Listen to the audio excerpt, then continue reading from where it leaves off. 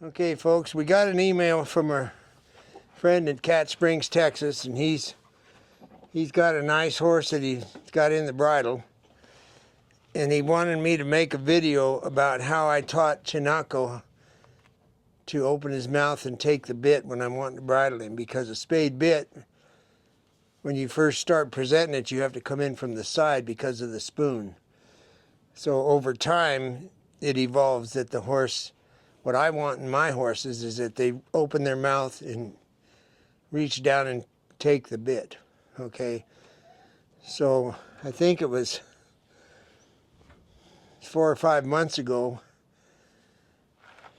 he did it. He opened his mouth and took the bit, reached for it.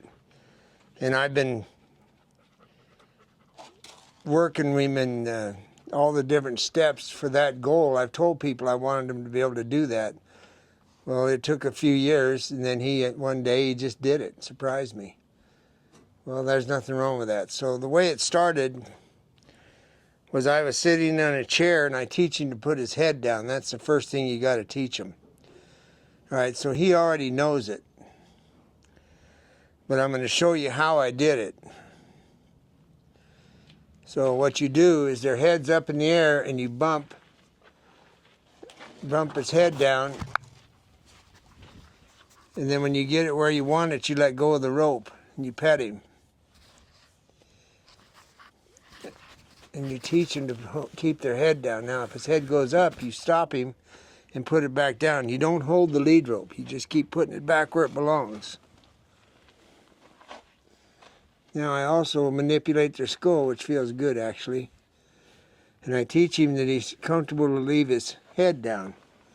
Now, if you'll come around to this side, the next thing I do is I hold the lead rope and I put my finger in his mouth. And I just play with the bar, the gum. There's no teeth there. Well, while it's there, I'm pulling down on the lead rope, then I'm letting go. And pretty soon I can do this with my finger, and he doesn't raise his head up. Now the word pretty soon, you got to understand, he already knows how to do this, so don't think it's going to happen as quick as I'm doing it. So once you've done that, and you've taught him to put it down, now you put your hand up here, and you press, and he puts his head down. So it's left hand, right hand. And that's the sequence of how you teach this part of it. So now I'll stand up and do it, and then go from there to the next step. Okay, so now he's learned how to put his head down. So I put his head down, and I put the halter back where it belongs. We're so proud.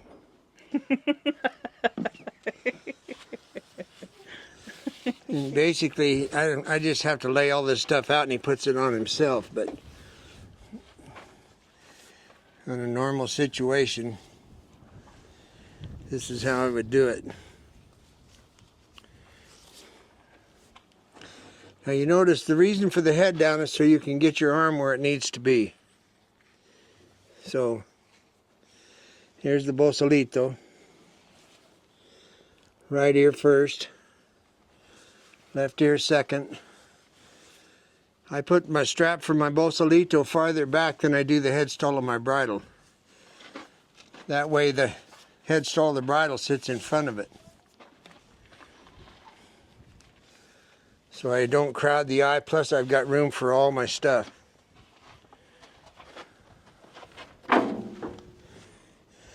The knot end of the get down is what goes around the neck.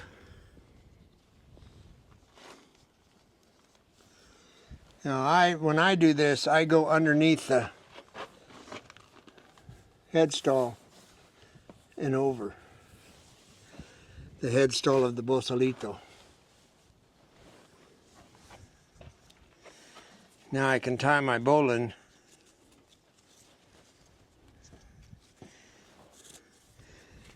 And this helps keep this back where it belongs. and I've got room for my bridle. That's how I do it. So your Bosalito doesn't slide back on the horse's neck. Yeah, because I've seen 1,000 times where the Bosalito walks down the neck while the horse's head is up. Well, it can't walk back, and it also holds this here, so I don't need a piece of hay string going around their jaw. The get down Bosalito is higher than the two-rein. The two-rein rides right here, and after you've got him in the bridle, the get down rides up here, so it's not in the way. So now, because I use coastal reins, that's humor. I know that when the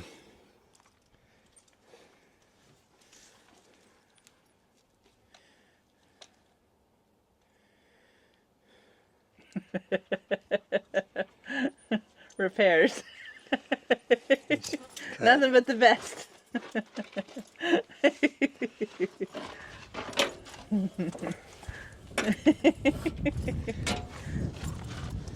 Okay. Well, one of the reasons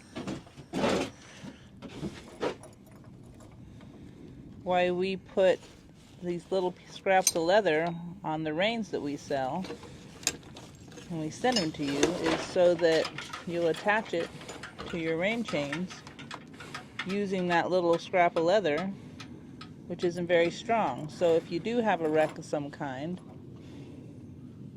your horse steps on your rein, something happens, it's not going to break your rein.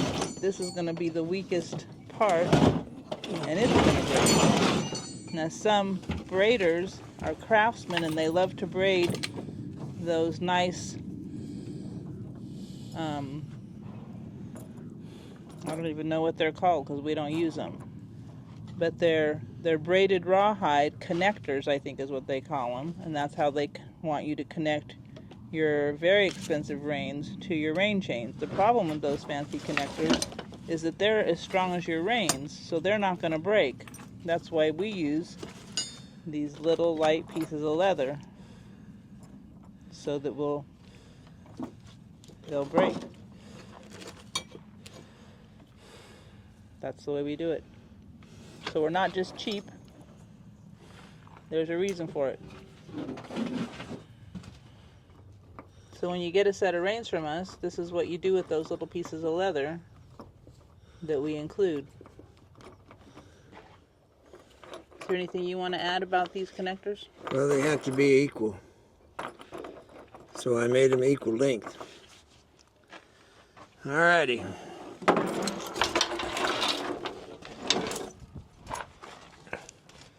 Okay, on the bridle. The ramal goes over first. I set it behind everything, but just behind it. I don't put it farther down the neck because these are coastal reins, which means they're very short. Now, what I do with my right hand, once again, that's the secret. So I hold the bit and I put it in front of the teeth, and he opens his mouth and takes the bit. And I can hear the cricket. Okay.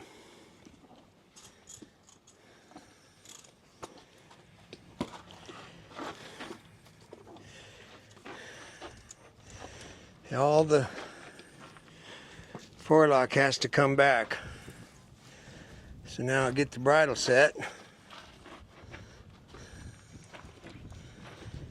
Clean up the forelock.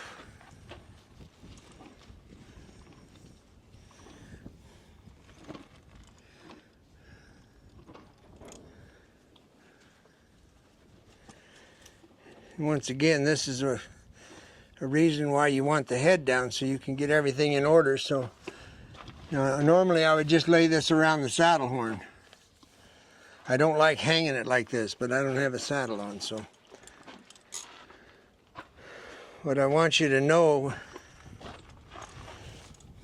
is that he opened his mouth when I put the bit there, and he took the bit.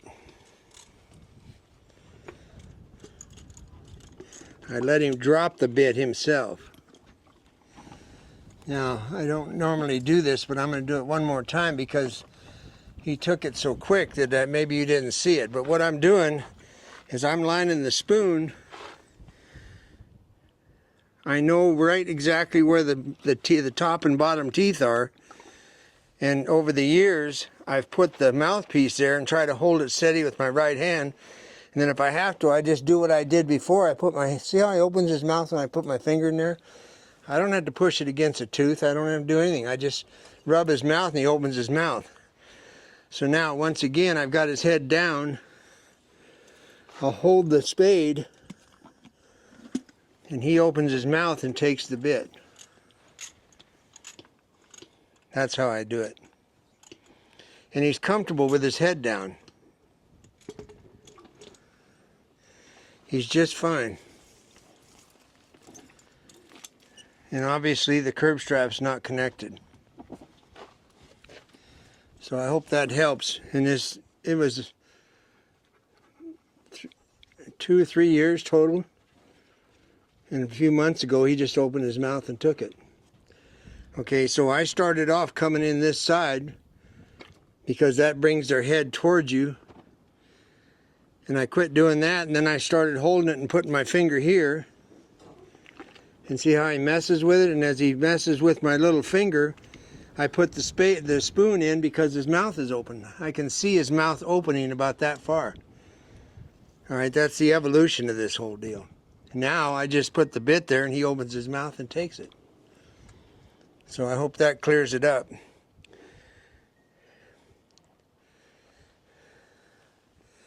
And if you think about a horse, when they eat and when they drink, their head's down. So it's not a big deal to get that to happen. Thank you.